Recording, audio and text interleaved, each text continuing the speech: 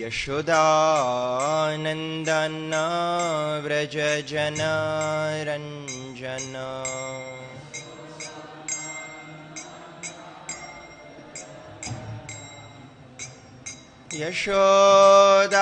यशोदानन्दन व्रज जनरञ्जन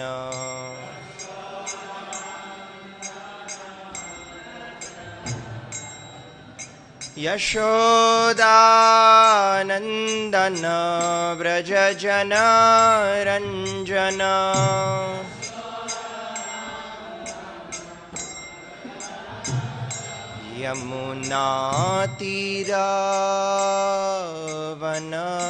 यमुनातीरावनचारी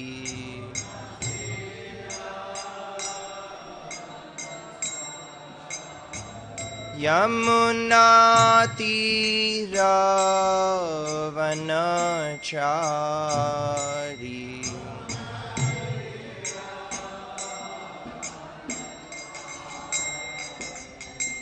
जय राधा माधव जय कुंज बिहारी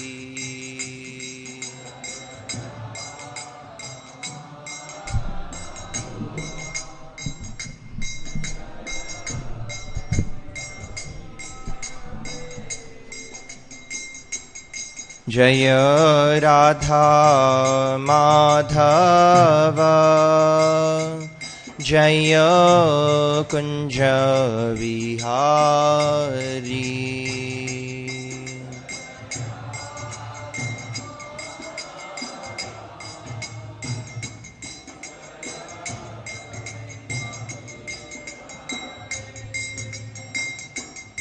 जय राधा माधव राधा माधव राधे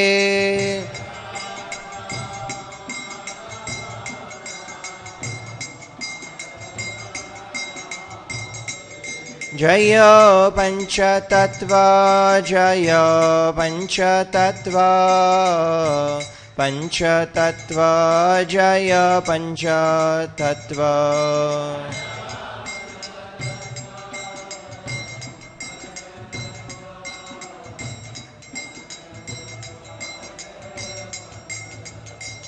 जय प्रहलाद नरसिंह जय प्रहलाद नरसिंह प्रहलाद नरसिंह जय प्रहलाद नरसिंह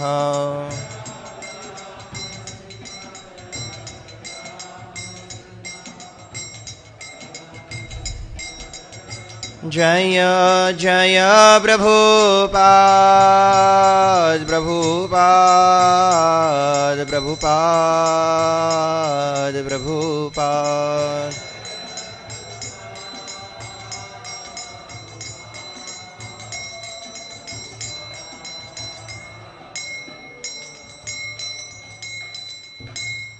जय श्री श्री राधा माधवाष्ट सखी वृंद की जय श्री श्री पंचतत्व की जय श्री प्रहलाद नरसिम्हदेव की जय श्रील प्रभुपाद की जय समवेत गौर भक्त वृंद की जय निताय गौर प्रेमानंदे।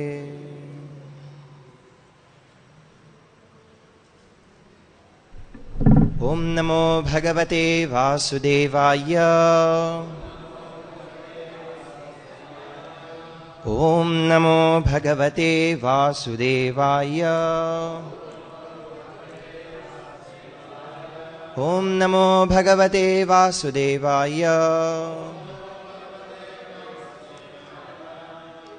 So reading from Srimad Bhagavatam, Canto 8, Chapter 22, Shloka 27. Mana Stambha Nimittanam Janma Adinam Samantataha Sarvashreya Pratipanam Hanta Muhyet Na Matpara Manastambha Nimittanam Janmadinam samantata Manastambha nimittanam Janmadinam samantata Sarvashreyav pratipanam Hantamuhyen namatpara Manastambha nimittanam Janmadinam samantata Sarvashreyav pratipanam Hantamuhyen namatpara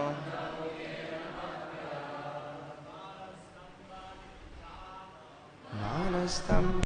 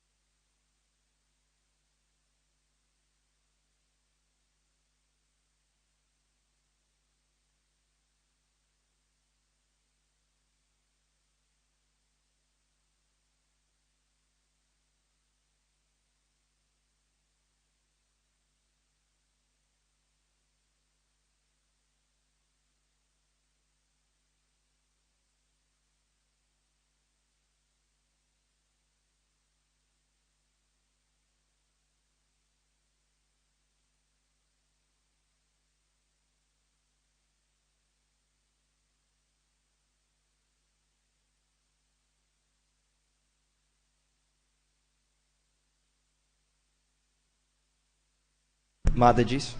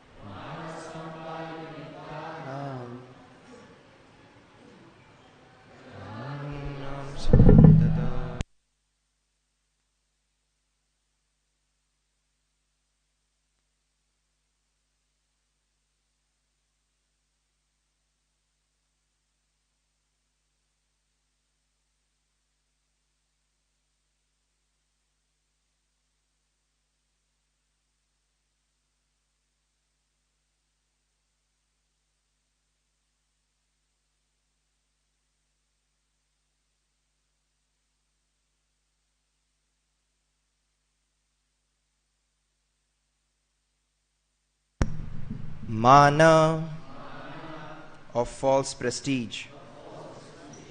Stambha because of this impudence.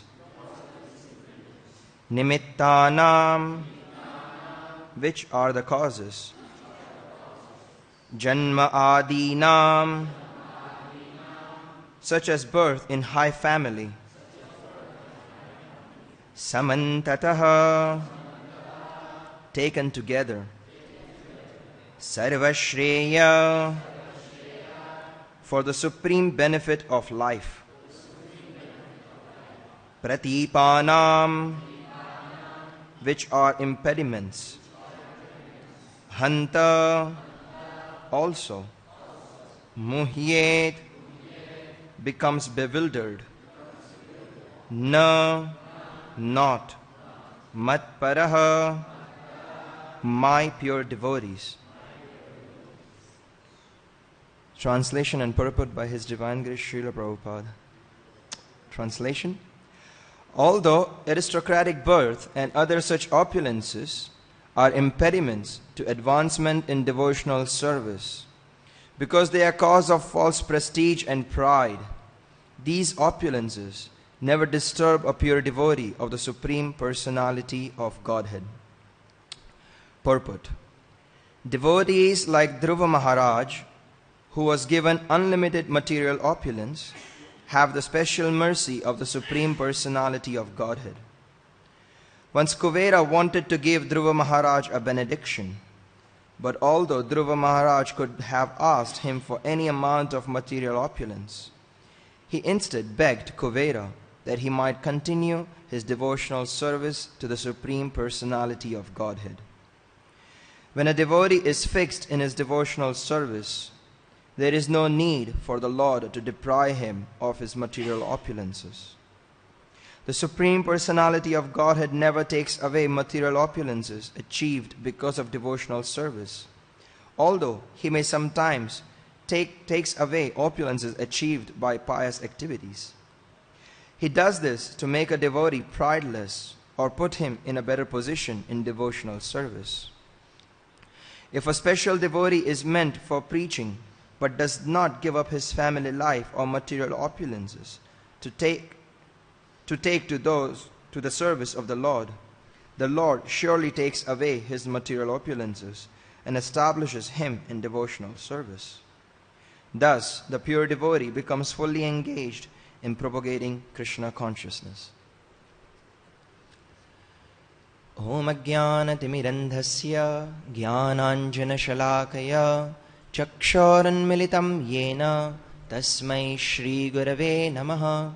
Shri Chaitanya manobhishtam sthapitam yena bhutale swayam rupa kada mahyam dadati svapadantikam vandeham Shri Guru Shri Yuta padakamalam Shri Gurun Vaishnavamscha Shri Rupam Sagrajatam Sahagana Raghunathanvitam Tam Sajivam Sadvaitam Savadhutam Parijana Sahitam Krishna Chaitanya Devam Shri Radha Krishna Padan Sahagana Lalita Shri Vishakhanvitamscha He Krishna Karuna Sindho Deenabandhu Jagatpate Gopesha Gopika Kanta Radha Kanta Namostute Tapta Kanchana Gaurangi Radhe Vrindavaneshwari Vrishabhanusute Devi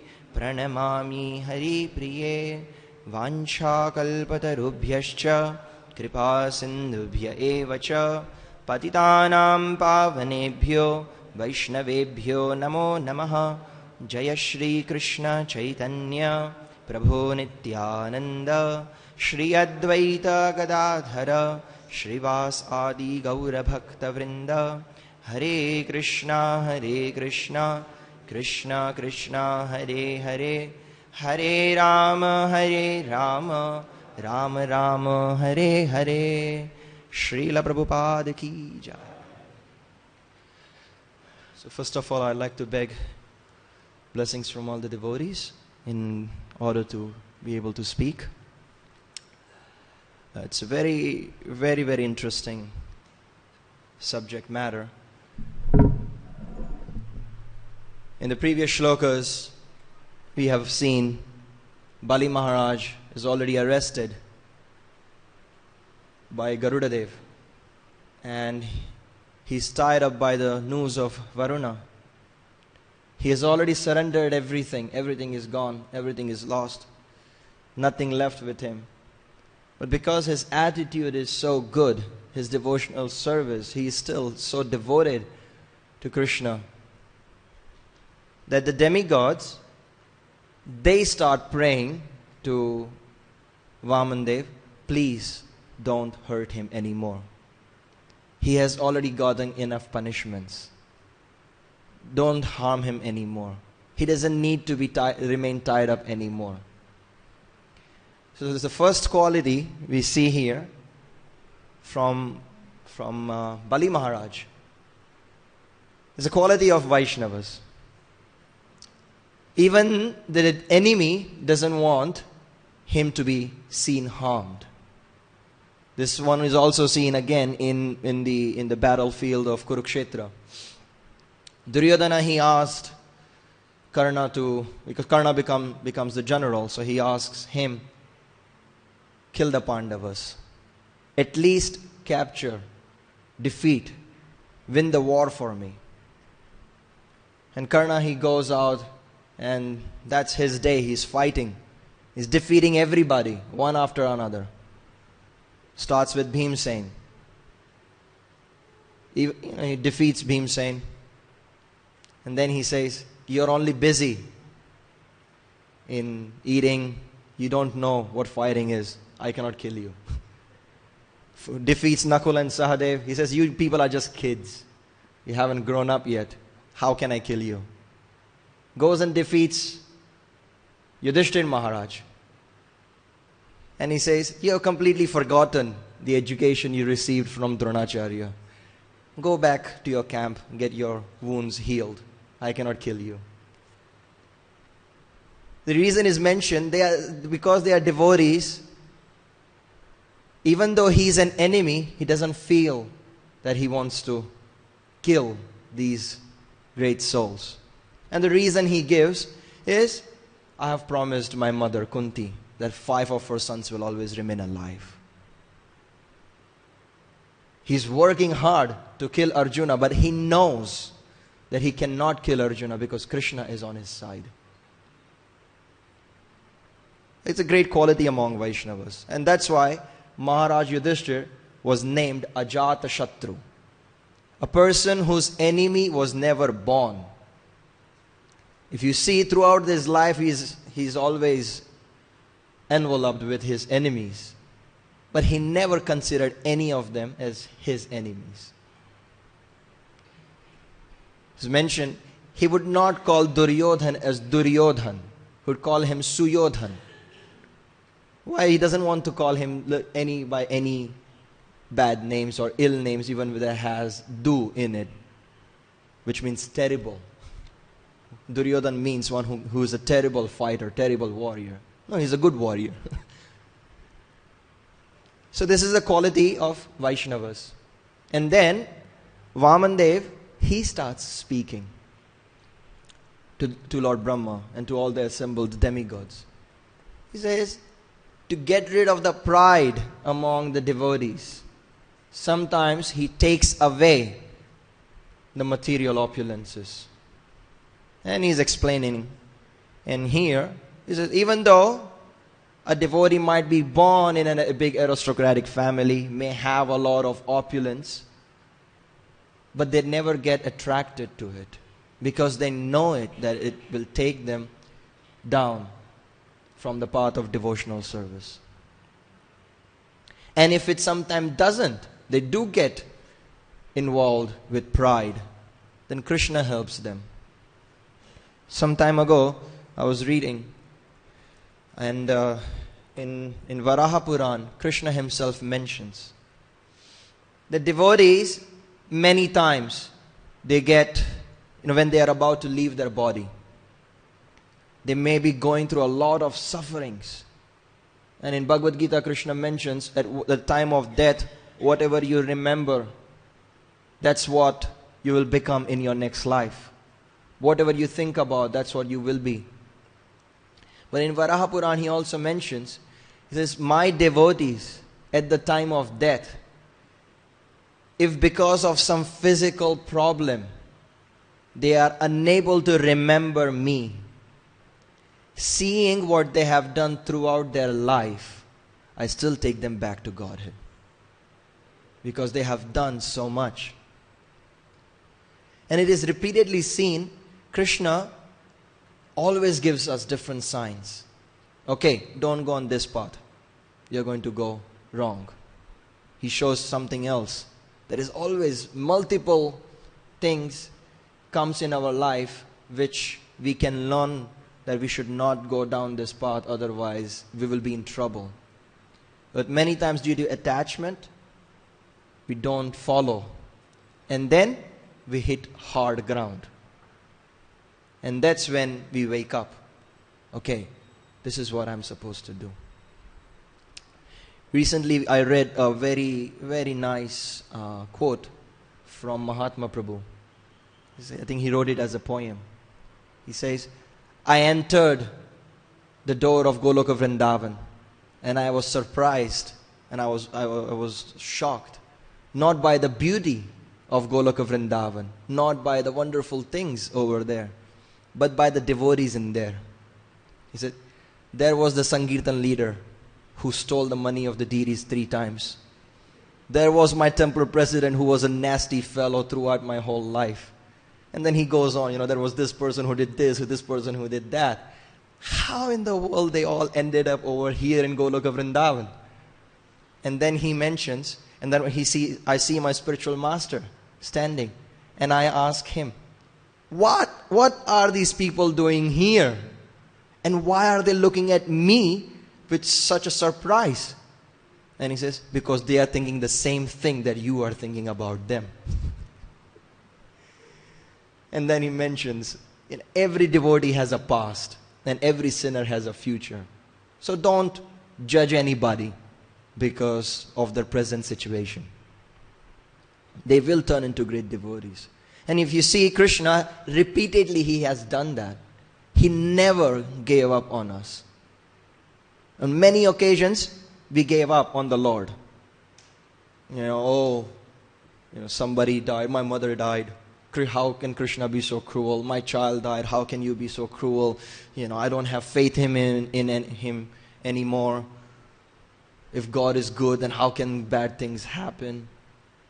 But it's such an interesting thing. Krishna himself mentions that I do this so that you come back to reality. And Srila Prabhupada writes in the purport, he says, because of material attachment, if you are supposed to be preaching, you're supposed to go out for preaching, and you're still attached to material opulence, Krishna takes it away. And then you have no other option than to completely surrender and go and follow his instructions and go out preach. Srila Prabhupada in his life also had the same things. Krishna says, he will never take away opulence that comes from devotional activities. But if it is based on piety, he may take it away. And I heard from different Vaishnavas that Srila Prabhupada mentioned to them, Krishna said, go down to the material world and preach. He said, no, I'm not going there. He says, why?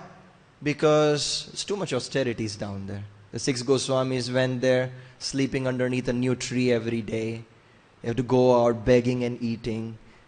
So much difficult, too much austerities. And Krishna says, don't worry, I will make a palace for you in every city. You will have lots of opulences. So, we can see very clearly how Krishna takes care of us. Yesterday when it was raining, I noticed there are these lotus leaves. And you see the raindrops, they sit on there. And it reminded me of this particular instance. That if the lotus leaf was not there, the water would have either went inside the mud, disappeared, evaporated, anything happens. But because it's there on the lotus leaf, it looks like a beautiful pearl. And it sits there as long as nothing harasses it. So as long as a devotee remains surrendered to Krishna, he looks like this beautiful pearl, which is sitting on the lotus leaf, separate from the rest of the crowd, you can say. Bhaktivedanta Purna Maharaj, many times he mentions to the boys, he said, don't become a face in the crowd. Do something special for the pleasure of Srila Prabhupada. Don't be an ordinary person. So it looks like that. You have the lotus leaf and a drop of rainwater on top. Beautiful pearl. And everybody, people take pictures and put it up on their, on the walls and this and that. Well, it looks beautiful. Just like Krishna, how he holds us holds us up and takes care of us. And then even in the life of the Pandavas, they have been through so many things. They became the emperor of the world. There was nothing left. And then Krishna took away everything. And they become, forest dwellers. But they remained constantly attached to Krishna. And it helped them. And they became the emperor of the world again. So, the point from what I understand from this purport is, as long as we are devoted to the Lord, as long as we don't do something against the will of Krishna, He is taking care of us. Before, when I got married, I asked my Guru Maharaj for his blessings. And he wrote his blessings in a letter. He said, as long as you follow the rules and regulations of Grihastha Ashram properly, you have my blessings. As soon as I don't follow, I don't have his blessings. That's what it means. To maintain the blessings of my Guru Maharaj. So that's a very powerful statement. If you want to be successful, you follow the rules and regulations and you will have my blessings. And in my life I have seen on several occasions, I'm protected by his blessings. And this helps. That is also, this message helps. I must follow the regulations of Grihastha Ashram. Otherwise I will not have the blessings of my spiritual master on my head anymore. There's a fear, but it works for people like me who always works on fear. Not necessarily has, the drive, let me do this, let me do that. Oh, if I don't do this, you have that. That's why Krishna, he mentions, I think Prahlad Maharaj, he mentions,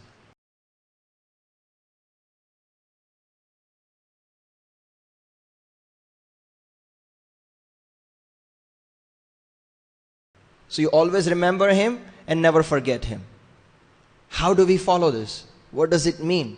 Always remember and never forget. What is the difference between the two? I eat. So I like to eat nice halwa. So I will make the halwa, offer it to the Lord, and then I will eat. And then, so that's never forgetting Krishna. And what is always remember Krishna? Oh, Krishna would like to eat halwa. And because it's rainy season, it's raining outside, it's cold, so hot pakoras are good. With some nice tamarind chutney, it's good. Okay, so let's make that for Krishna. And then we can have that. So it's just the difference of mentality. And in this difference of mentality, it makes a big difference of that I did not forget him and I am always remembering him. Just like you have the fish. It hatches eggs. It lays eggs in the water. And how does it hatch? It's constantly remembering, it's meditating on the babies, on the eggs. And that's how the eggs hatch and the fish comes out. So that's always remembering, constantly, like a mother. There is pastimes comes when Krishna wants to go out tending cows, and Mother Yashoda has beautifully dressed him. And then Krishna is ready to go out, and he starts going out, and Mother Yashoda is like, oh Krishna, wait. You don't have a flute on your waist. Okay. He comes back, gives him a flute. Krishna starts going out. Hey, wait. Some dust got on your dhoti. Let me, dust it off. Okay. It goes off. And all the cowherd boys are waiting. And Krishna starts walking off a little bit. Oh, Krishna, wait. Like, what happened? Oh, no, something fell on your hair. He's always thinking. And then Krishna is like, Ma, can I go? He says, okay, you can go. And they are all waiting. Dinabandhu Prabhu mentions it very nicely. He says, they are waiting till Krishna takes this turn, out of the village. Till the end they can see Krishna.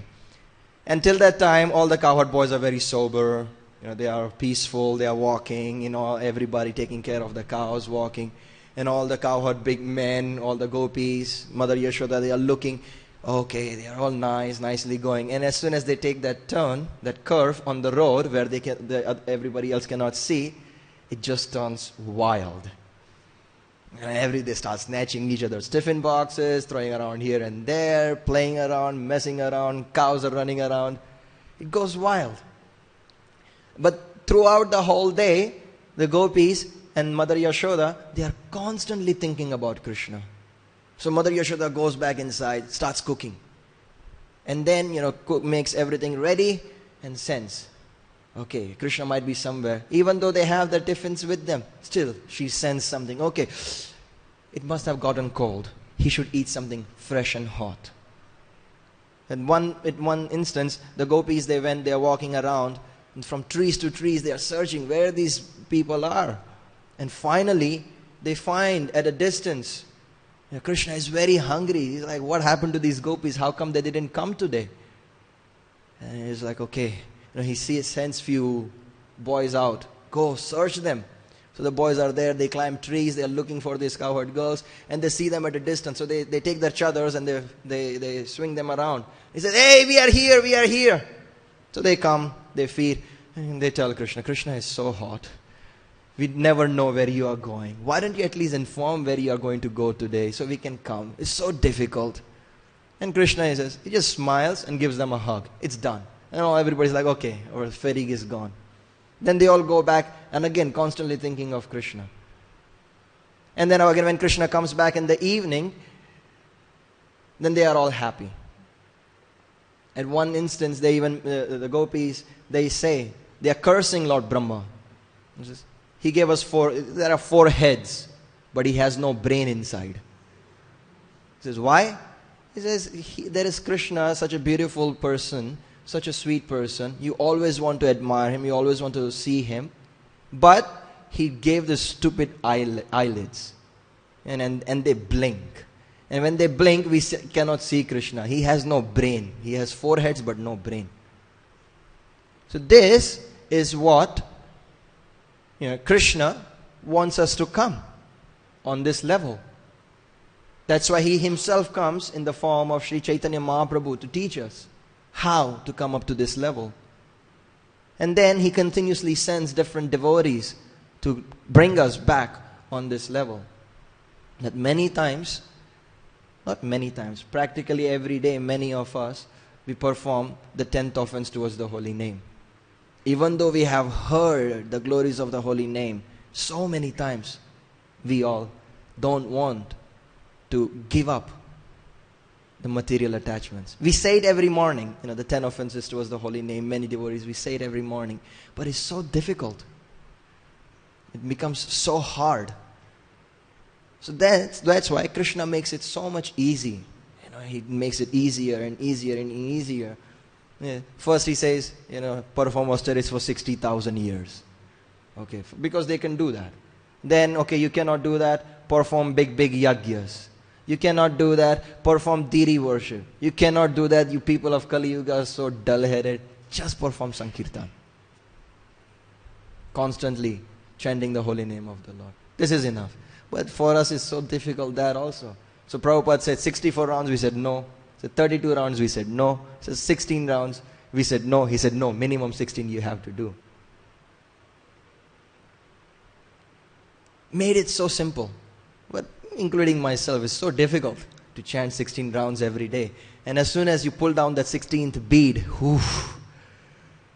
a big load is off the head. Okay, finally, I have finished my rounds for today and I can do something else. That's why Srila Prabhupada, he commented once. He finishes 16 rounds. He says, I have completed my 16 rounds. Now I can do any damn thing I want in my life. He made a comment for us because that's our mood. So as long as we depend on Krishna fully, like Bali Maharaj, he's been depending. He says, okay, I fear. He says, my only fear is losing fame, of not being able to serve the Brahmana as I could. I don't fear being tied up with noose. I don't fear going to hellish planets. I don't fear being punished by Vamandev.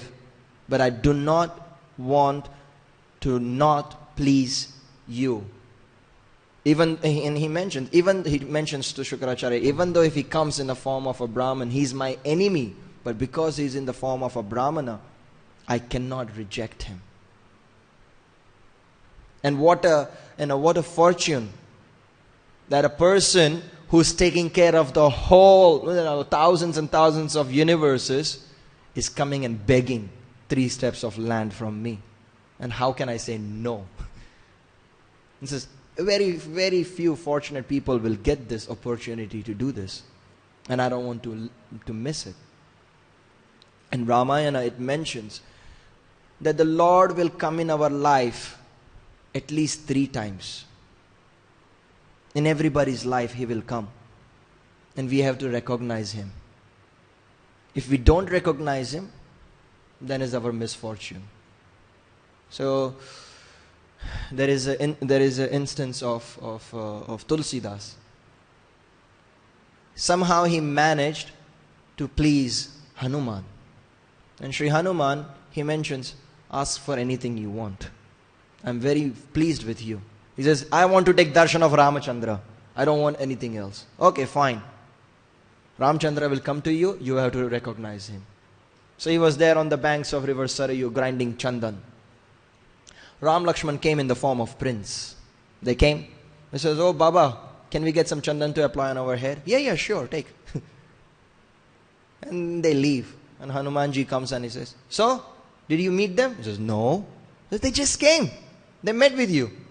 He says, oh, those were Ram and Lakshman? Like, yes. Oh, again, please. He says, okay. They will come once again. So after some days, Ramchandra and Lakshman, they come as mendicants. He says, oh Baba, can we get some chandan to apply on our head? Yeah, sure, take it. So, did you talk to them? To who? Ram and Lakshman, they just came. He says, no, I couldn't recognize them. He says, okay, this is the last time they will come. They will not come after this. Okay, you have to recognize. Again they come in the form as Ram and Lakshman. But when they were out as in their exile period. Says, Baba, can we get some chandan to apply on our head? And he says, yeah, sure, take it. Still didn't recognize. And then that time, Hanumanji is thinking, this was his last chance. If he doesn't recognize it this time, he's going to lose it. And then Hanumanji is mentioned. He starts singing in the form of a parrot. He says, Ram and Lakshman have come on the banks of river Sarayu begging Tulsidas for chandan. And Tulsidas is applying the chandan on Ram and Lakshman. And Tulsidas heard that and immediately grabbed his hand. He says, my Lord, please accept me. The same thing happened with Bilva Mangal Das Thakur. When he goes to Vrindavan, he's blind. And then Krishna comes. Oh, Baba, take some milk. I know you are hungry. My mother saw you hungry. I brought you some milk. Oh, he comes every day, starts. And at one point, I need to cross the road. And he was feeling this immense pleasure dealing with this small boy. And then one day, he grabbed Krishna's hand. And as soon as he touched him, he knew it was Krishna. And he grabbed him. He said, Krishna, that's you. And Krishna, he jerked his hand and he ran away and he stood there at a distance and started to laugh at him. And Bilva Mangal Das Thakur, he mentions, today you are jerking my hand and running away, thinking that I'm a weak man. But if you have real strength, you try and escape from my heart. I have encaged you. You cannot run away. And Krishna was so pleased, he gave him darshan that time. So many instances we have like this. And all instances happen so that we can bring ourselves on that level and see how we can please Krishna. Different devotees have different ways of pleasing Krishna. There was this one, a pot maker. His name was Gaura from Maharashtra. He was always fully engrossed in worshipping Krishna. And he would make this pot. He was so poor. And at one point, Krishna decided that he wants to go and help him. So he went there in the form of a Shudra, and he said, I don't have any work. If you can please engage me in making these pots, and I can sell them for you. Okay, fine, sure, why not? So he is helping Krishna, is mushing the mud with his feet, making the pot, and Garuda-Dev becomes donkey. So Krishna, he would put all those clay pots, put it on Garuda-Dev, go out to the market, sell it, and bring back money. He is flourishing. He's becoming rich. And then one point, there was this great devotee called Dhyaneshwar, and he says he goes to Dwaraka to take darshan of the Lord, and he was such a great devotee he could see the Lord in the deity. But he says, Krishna is not present here. Where is Krishna? So he asked the pujaris, you people are not serving properly, the Lord has left the deity. He says, what? And so he sits down in meditation and he sees Dwarkadish is together with Garuda-Dev, being a Shudra and a donkey in this devotee's house. And so that's how he attained devotional service. So now, in our own lives, we have maybe experienced Krishna coming and helping. The only way to achieve, with all these three examples we see, a devotee has to come and tell us that there is Krishna. He can help you. The devotee helps us. So surrender to the spiritual master becomes the utmost important thing for us. Seeing, okay, I have devoted myself to the Lord. I have seen how it works. I have performed the duty as much to the best of my capacity. And by the surrender to the spiritual master, then I can take darshan of Krishna. This is also the same thing done by Bali Maharaj. Complete surrender. And he is the Mahajan who teaches us the Atma Nivedana process. Full surrender. So from the pastimes of Bali Maharaj, we can learn how we can become fully devoted to Krishna. So we will end here. It's time. Anybody has any comments or any questions?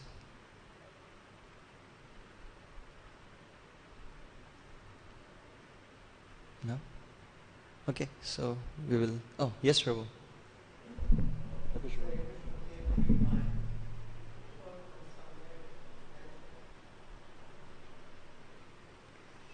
Hare Krishna. You mentioned Krishna appears 3 times. Could you quote, it was from... It's from Ramayana.